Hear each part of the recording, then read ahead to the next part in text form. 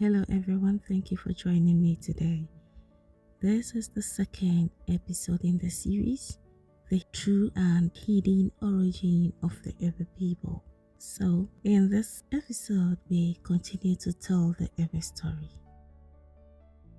The Ewe people, as we discussed in a previous episode, are a people with wonderful attributes and great morals.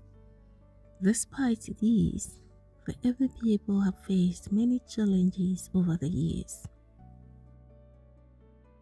After many of the Ewe people were taken in slavery in the 1600s, the remnants of the African soil were divided into tiny bits among many several nations and were designed to face glaring suppressions, marginalizations, abuse, killings, or exclusions from the national treasures.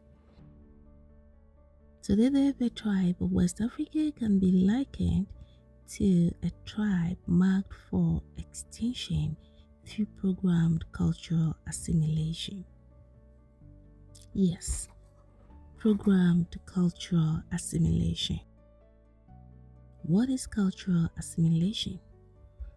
There are two ways by which a person or group of people can become accustomed to a particular way of life in terms of food, clothing, music, dance, language, practices, and beliefs. The first method is known as enculturation, whilst the second method is acculturation. Now, enculturation is the method by which an individual learns the ways of life of his or her immediate family, and this is done informally and usually unconsciously. It is lifelong and starts from birth, as a child is trained by the family in line with family, clan, societal, and tribal norms, ethics, principles, and practices.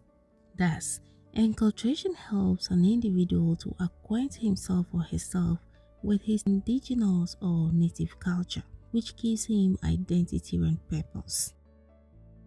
On the other hand, acculturation refers to the process by which an individual or group of people learn other people's cultures, thereby modifying their own cultures or, in the worst scenarios, reject their own cultures. They adapt to and or adopt other cultures through acculturation. In more simple terms, enculturation is the process of learning one's own culture, whilst acculturation is the process of learning other people's culture.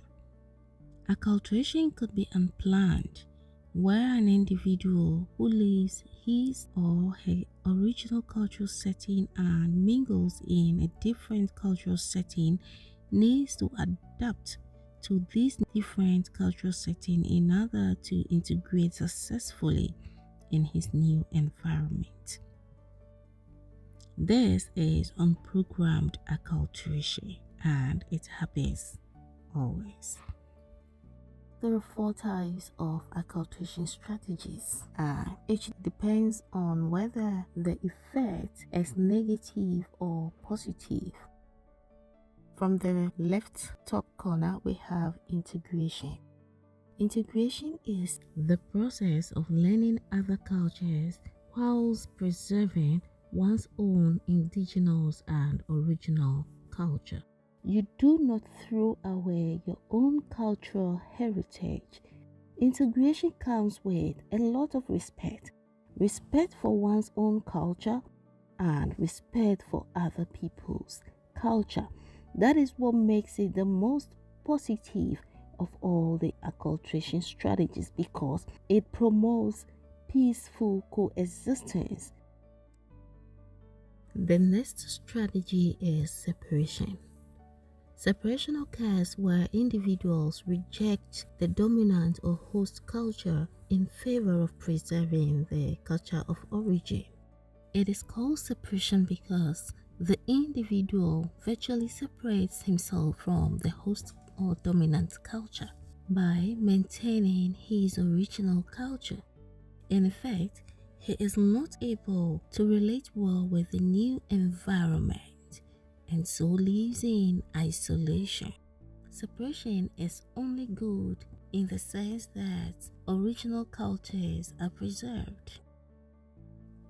The next strategy is assimilation.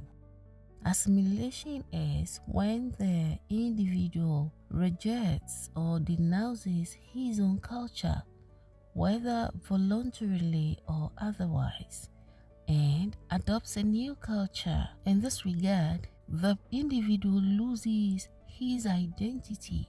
Meanwhile, identity gives purpose, and this is what makes it negative. The last strategy is marginalization. Marginalization is where dominant cultures exclude minority cultures. This is done to exclude certain populations socially, culturally, economically, or politically, and in effect relegates that population or group of people to an unimportant or powerless position, thereby resulting in less ability to do things or access basic services or opportunities.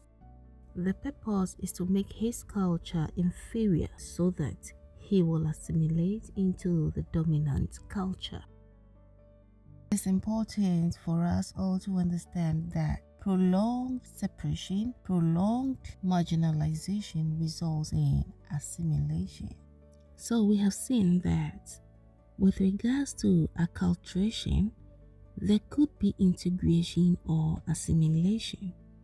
Integration is positive and should be promoted, but assimilation, separation, and marginalization are negative and should not be encouraged. Now, it is not easy for people to willingly assimilate culturally. However, prolonged acculturation leads to assimilation, and assimilation comes with many negative effects, including loss of identity and purpose, poor mental health, poverty, and loss of spirituality.